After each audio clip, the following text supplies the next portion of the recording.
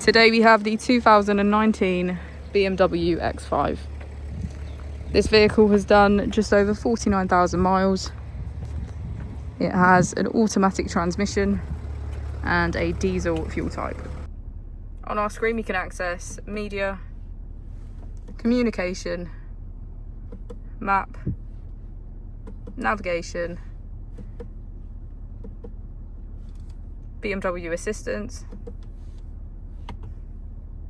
and Apple and Android CarPlay. If we put the vehicle into reverse, we can see that it comes with a 360 camera, with park assist and parking sensors. Just below is our dual zone climate control with heated seats on either side.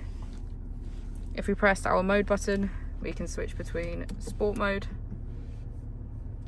comfort, eco pro and adaptive.